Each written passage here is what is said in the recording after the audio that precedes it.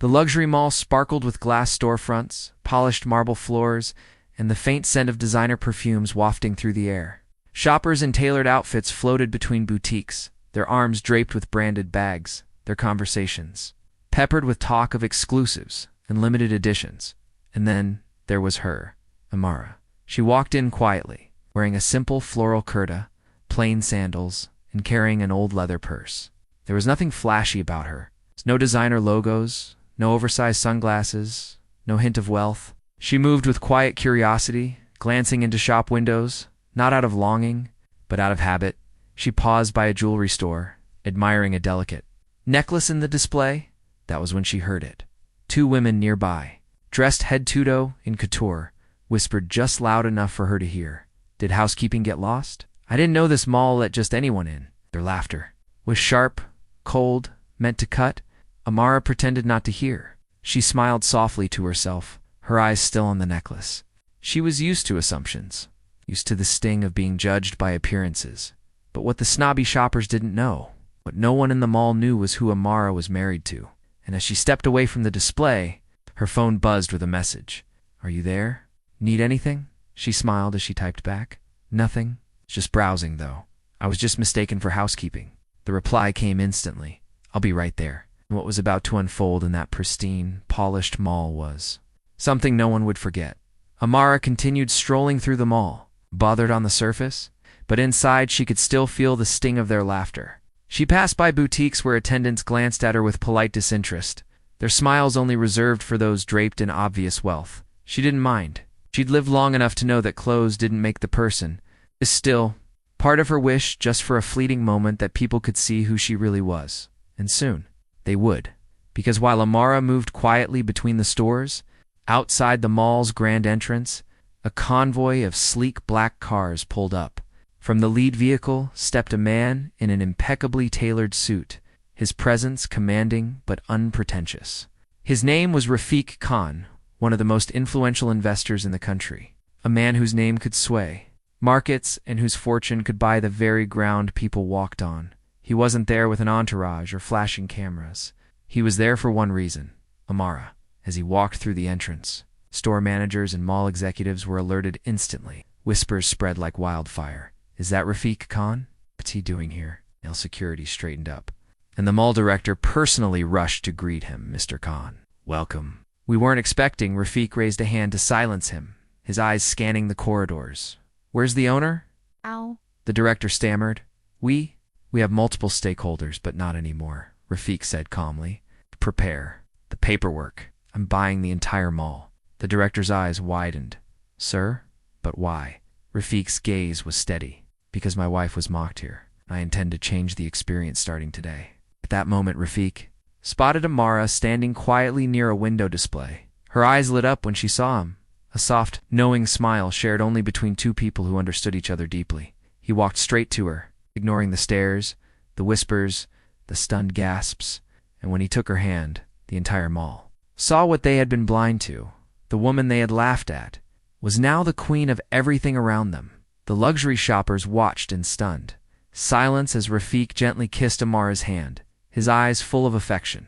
The same woman they had mocked, dismissed, and overlooked now stood beside a man whose name carried more power than all their brands combined. The two women who had whispered earlier stared, mouths slightly open, struggling to connect the dots. One of them leaned to the other, voice low and shaky. That's Rafiq Khan. That's his wife." Amara caught their gaze, but didn't offer them a glare or a sneer. She simply smiled, a soft, graceful smile that carried no malice. That was who she was, always had been. Rafiq looked around, his voice low but firm. "They judged you because of your clothes." Mara nodded, still smiling gently. "It doesn't matter." But Rafiq shook his head. "It does." Just then, the mall director returned, accompanied by legal representatives and senior management, their expressions anxious. "Sir, the paperwork is being prepared, but may I ask again, are you certain?" Rafiq's voice was steady, very certain. "And tell every store manager in this building, every employee, every executive, there's a new rule." The director listened intently. "No customer will ever be judged by their appearance here again. I want training, restructuring, and a culture reset. This is not a mall for appearances, it's for respect." Mara squeezed his hand gently. "You didn't have to do all this. He turned to her, his eyes warm. You've always stood tall. Without needing grand gestures, but just once, let the world know who you really are.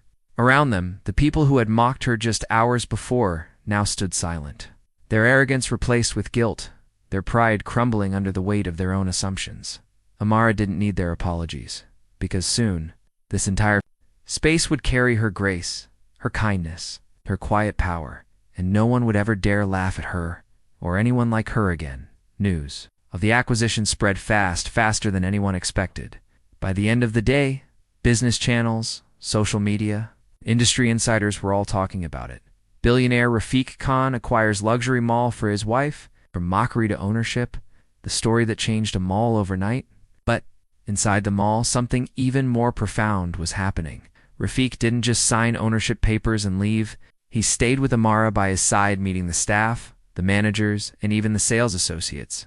Made it clear, the days of judging people by their appearance were over. Policies were rewritten. Customer service training was revamped. Every employee, from the security guards to boutique managers, was reminded that dignity was not a luxury, it was a right. Asterisk and Amara, she didn't sit in a distant office. She walked the corridors of the mall, meeting shopkeepers and workers, listening to their stories. She smiled, she encouraged, and she made sure they understood this wasn't about revenge.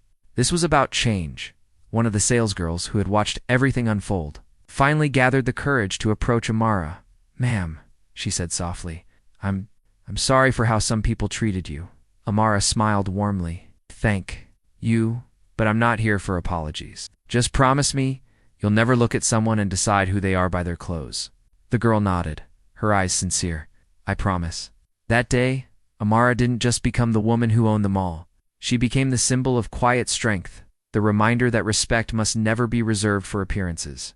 And the two women who had laughed at her had left the mall that day not with shopping bags, but with a lesson they'd carry forever, because the woman they mocked now owned every store they had browsed. Days later, the grand entrance of the mall looked different. A new plaque was mounted beside the revolving doors. It read, "This space stands for respect. Here, every person is valued not for what they wear, but for who they are." Amara Khan shoppers who returned noticed the change not just in words, but in atmosphere. Sales associates greeted every guest with kindness. No glances of judgment, no dismissive stares. For the first time, the mall felt open not just to the wealthy, but to everyone. Word of mouth spread. Families visited who had once felt too plain for such a place. Small-town visitors came without fear of being watched or judged. People took photos beside the plaque, inspired by the story of the woman who had reminded them all of a simple truth: dignity does not wear labels. Asterisk, meanwhile, Amara kept her presence quiet. She didn't host press conferences. She didn't flaunt her ownership. She continued visiting the mall as she always had, dressed simply, smiling softly, never needing to prove anything. But this time, wherever she went, doors opened.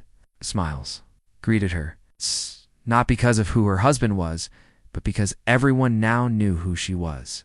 Rafiq watched her with quiet pride, knowing that his wealth had purchased the mall, but her strength had transformed it, and those who had laughed at her. They would never forget the day their mockery turned into silence, because the woman they judged by her clothes became the name etched in the very heart of the place they had once called their own.